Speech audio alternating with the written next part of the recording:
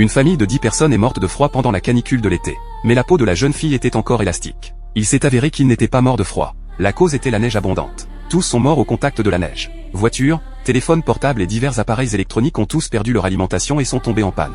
Seuls quelques survivants, restés à l'intérieur, ont été horrifiés de découvrir l'horrible vérité derrière cette neige abondante. Au début, 5 vieillards jouaient aux cartes ensemble. Soudain, le courant a été coupé. Les téléphones portables de chacun ont été instantanément éteints. Le vieil homme a dit avoir vu les informations récemment. Une centrale électrique était en feu.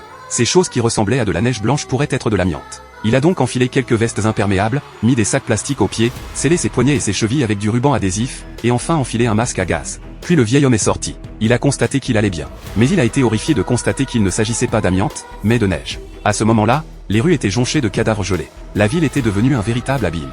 Certains corps tombaient, téléphone portable à la main. On voit bien qu'il n'a pas eu le temps de réagir face à la catastrophe. Alors que Jacques cherchait des survivants, il aperçut un train. La quasi-totalité des 3000 passagers du train moururent de froid. Seuls ceux qui se cachaient à l'arrière purent s'échapper. Mais ils n'osèrent pas sortir. Le vieil homme leur jeta alors une bouteille d'eau. Après plus de 2 heures de course, Jacques arriva enfin en bas de chez lui. Dès son entrée, il aperçut un étrange chiot mort. Il portait un casque et était attaché avec de nombreux sacs plastiques. Il semblait que quelqu'un l'utilisait pour des tests. En entrant dans le couloir, il entendit des bruits de marteau frappant des objets. Il semblait que quelqu'un avait commencé à cambrioler. Jacques rentra donc chez lui et vit sa femme, mais leur fille avait disparu.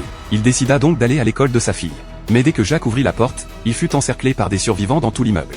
Ils lui demandèrent pourquoi il pouvait revenir de l'extérieur. Jacques leur répondit qu'il leur suffisait de porter un masque et de se couvrir entièrement. Jacques se faufila alors dans la foule et s'apprêta à partir. Mais à ce moment-là, un homme chauve l'arrêta. Il annonça qu'il n'y avait plus d'eau dans l'appartement. Il demanda à réquisitionner son masque pour aller chercher de l'eau. Tous l'encerclèrent et menacèrent Jacques de faire passer la situation avant tout. Jacques dut donc faire un compromis et ouvrir son sac à dos. Mais il sortit un pistolet.